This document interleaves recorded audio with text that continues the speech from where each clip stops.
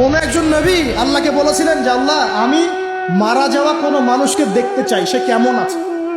এটা শুনেন ভালো করে হাদিসটা, মারা যাওয়া কোনো মানুষকে আমি দেখতে চাই, সে কেমন আছে। আল্লাহ পাক সেই নবীর আরজি কবুল করলেন, বললেন আচ্ছা ঠিক আছে দেখাচ্ছি। কবরের সামনে গিয়ে দাঁড়ালেন। 1000 বা 2000 বছর আগের কোনো ব্যক্তি যে মারা গেছে তাকে কবর থেকে চিন্তা করা, নবী দেখছেন এবং সে ভয় থরথর করে কাঁপছে, এখনো ভয় থরথর করে কাঁপছে।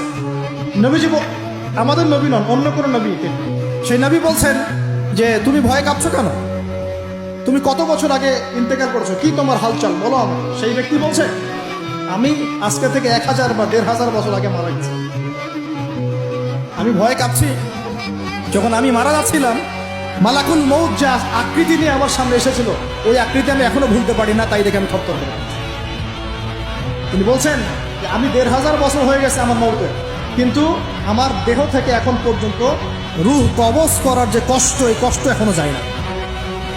আর এইসব দুর্নীতি করে আর অন্যায় করে মানুষের সম্পদ আত্মসাৎ করে অন্যের উপর অত্যাচার করে আমি ভাবছি যে আমরা কালকে আমাদের মনে পার পেয়ে যাবো। খালি কবরে যাও, তারপর বুঝবো। আল্লাহ রাব্বুল আলামিন আমাদের সবাইকে হৃদয়ের চোখটা খোলার তৌফিক দান করুন।